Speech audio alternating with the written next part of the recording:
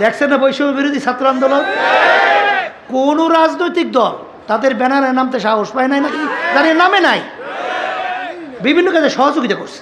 কিন্তু ইসলামী আন্দোলন বাংলাদেশ আমরা আমাদের ব্যানার নিয়ে ন্যায়ের পক্ষে, অন্যায়ের প্রতিবাদে, খুনিদের বিরুদ্ধে, জালেমদের বিরুদ্ধে আমাদের জানের ঝুঁকি নিয়ে রাজপথে নামছিল, ওদের বিরুদ্ধে আওয়াজ তুলছিল, বাংলার জমিনের ভিতরে অভ্যুত্থান ঘটিয়েছিলাম। ঠিক বসে যেই কথা বলতে চাইছিলাম, হ্যাঁ বসেন, যেই কথা বলতেছেন বসেন, বসেন, বসতে হবে, বসেন।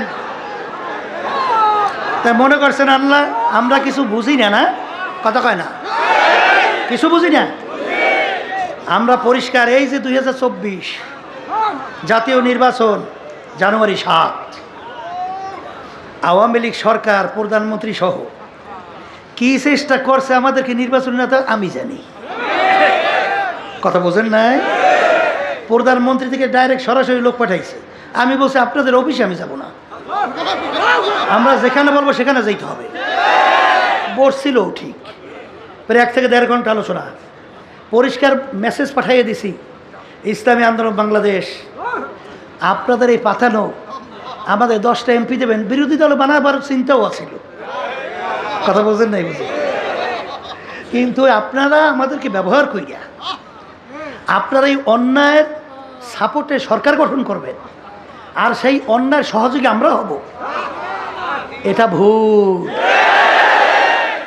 এ চিন্তায় কথার কথা বলতেছি, আমি বলতেছি, ও তাদের কাছে বলি নাই, কেউ ঘুম নষ্ট করিয়া লাভ নাই। ইসলামী আন্দোলন বাংলাদেশ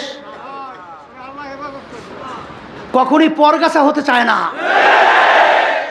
এই বাংলাদেশের ভিতরে বট বৃক্ষের মতো মজবুত গাছ হিসাবে বাংলার জমিনের মধ্যে ইসলামকে সংসদে পাঠাতে চায়।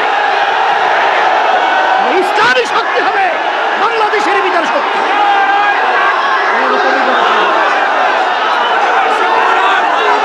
এই জন্য বসেন, সেই কথা বলতে চাইছিলাম। আলহামদুলিল্লাহ,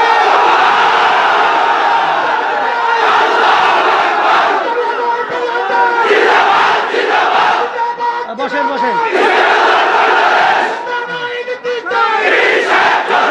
বসো, আলহামদুলিল্লাহ, বসেন।